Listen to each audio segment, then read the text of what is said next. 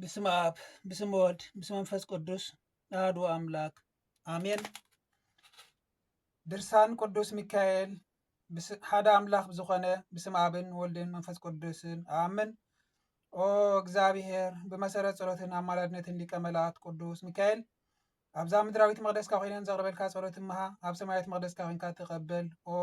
አምላኬ ቅዱስ ሚካኤል ንጸላተይ ስዕር ሓይሊ ኣብ ኢድካ ጨበጥካ ኢኻ እሞ ሰይፈ መዓቱ ሒዙ ካብ ገጽ ምድሪ ፈጺሙ ከጥፍኦም ንሊቀ መላእክት ቅዱስ ሚካኤል ቀልጢፍካ ናባይ ላኮ እዚ ግና ከም ምሕረትካ ዳ እምበር ከም በደለይሲ ኣይኹን ኦ ኣምላኸይ ኩሎም ደቂቃን ግዙፋንን ጸላተይ ካባይ ንኽርሕቑ ንርእስያ ትሒተ ነዞም ኣስማተ መለኮት ከምዚ እንዳልኩ ስለለኹ እሞ ስምዓኒ ኣሜ ኤኬ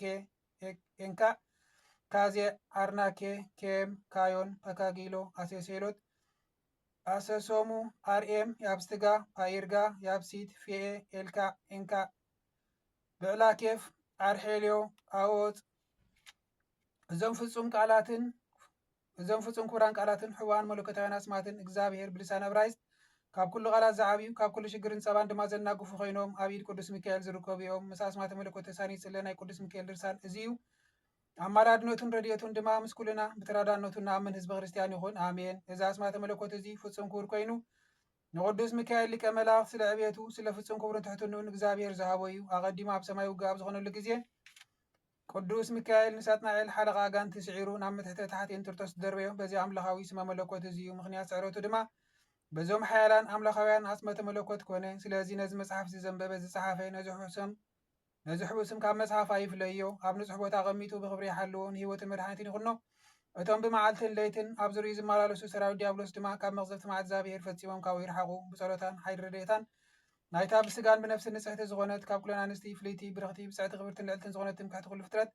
ብክልተ ወገን ድማ ድንግል ዝኾነት ወላዲተ ኣምላክ ቅድስት ድንግል ማርያም ጸሎት ቅዱስ ሚካኤል ጸሎት 99 ነገደ መላእክት ጸሎት 24 ካህናተ ሰማይን 4 እንስሳን ኩሎም መናፍስት ፀዋጋን ኣጋንንትን ካባ ይርሓቑ። ከምኡውን ብቓል ናይቶም ቃል ወልደ እግዚአብሔር ዝፀሓፉ ብኣርባዕቱ ወንጌላውያን ማቴዎስ፣ ማርቆስ፣ ሉቃስ፣ ዮሃንስን ብስልጣን ጴጥሮስ ወጳውሎስ ተወገዙ ይኹኑ። ኩሎም ኣገልገልቲ ዲያብሎስ መሳርያን ኡክያን ድማ ብቅፅበት ካባይ ፈፂሞም ይርሓቑ። እቶም መዓልትን ለይትን ካብ ንጎሆ ሳብ ምሸት ካብ ምሸት ሳብ ንጎሆ ኩሉ ግዜ ደቂ ሰባት ካብ ዘሸጉርን ዘሰንቡርን ሰራዊት ዲያብሎስ ኣጋንንቲ ባርያ ለጊዮንን ድማ ከምቲ ናይ ምድሪ ማዕዝን ፀንዑ ነፍሳት ዝበተንዎ ትክይብሎንን ይበተኑን ኣሜን። ኣብ ልዕሊ ካብ ሰማይ ኣብ ልዕሊ ኩሉ ነፍሲ ክርስቲያን ኩልና ውሉድ ጥምቀት ድማ ኣምላኽ ቅዱሳን ኣቦታትና ምሕረቱ ፀጉን ይቕረቱን ይውረደልና ኣሜን። ኣብ ሰማያት ነብር ኣቦና ስምካ ይቀደስ መንግስትካ ትምጻእ ፈቃድካ ከምቲ ኣብ ሰማይ ከምኡ ድማ ምድሪ ይኹን ዕለትን ጌራና ሎም ሃበና ኣዝወደልና ብደልና ከምዛናሎም በደልና ሓደገልና ካብ ክፋድ ሕነና እምበር ፈተና ይትወና መንግስትን ሓይልን ክብርን ዘለዓለም ናትካ እሞን ዘለዓለም ዓለም ኣሜን። ኦ ሓለቓ ኩሎም መላእክት ቅዱስ ሚካኤል በታ እግዚኣብሔር ዝተዋሃብካዮ ናይ ቃል ኪዳን ሓይሊ ጸሎት ካብ ተቃዋሚ ረቂቕ ዘይርአን ግዙፍን ጸላይ ብመዓልትን ለይትን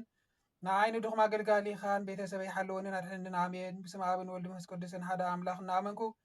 ካብ መጻወርያ ሰይጣን ከምልት ከምኡውን ካብ ተጻወ ኩሎም ኣጋንንቲ ክድሕንሲ ኦ ጎይታ እንሆ ነዚ ኣስማተ መለኮት እዚ እንዳፀዋዕኹ ከም ዝናልኩ ስለለኹሞ ስምዓኒ ኤፓ ኤምኬምካም ኤቤካ ኪሮም ለካ ፍሄ ሎኬ ዋርናኬ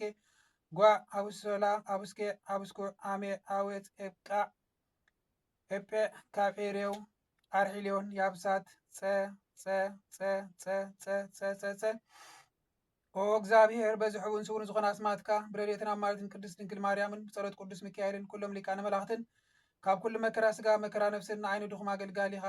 ቤተሰበይን ሓልወንን ሰውረንን ኣሜን። ሰላም ንኣኻ ይኹን ኦ ልኡኽ ድሕነት ሚካኤል ሊቀ መላእክት ሰላም ንኣኻ ይኹን ኦ ሓብሓብ ድኻታት ሰላም ንኣኻ ይኹን ኦ ሽጉርን ምርዳእት ትላኽ መላኽ ሰላም ንኣኻ ይኹን ኦ ብእምነት ዝለመነካ ክናፍካ ትኾነ መላኽ ሰላም ንኣኻ ይኹን ኦ ክወድቕ ዝቐረበን ከይወድቕ ቅልጥፍተና ግፎ መላኽ ሰላም ንኣኻ ይኹን ኦ ንሑዝን ተጸናንዕን ተረጋግን የዋህ መላኽ ሰላም ንኣኻ ይኹን ኦ በቲ ምሕረትን ስርየትን ዝመልአ የማና ኢዱ ክባርኸና ይቕረ ክብለልና ኣብ ቅድሚ ፈጣሪ ርእስኻ ብምምናን ምእንታና ኣማሊድካ ምሕረትን ይቕሬታ ነተውህብ መላኽ ኣብ ፀዋዕኻ ግዜ ምሕረትን ሳህልን ቅረበኒ ኦ ኣምላኽ ቅዱስ ሚካኤል ሊቀ መላእክት ንዓይኒ ድኹም ኣገልጋሊኻን ቤተሰበይን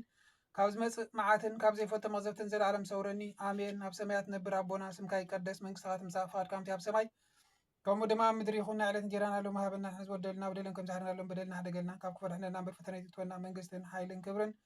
ዘለዓለም ናትካ እሞ ዘለዓለም ዓለም ኣሜን ወኣሜን ይኹን ወይኹን ኣሜን።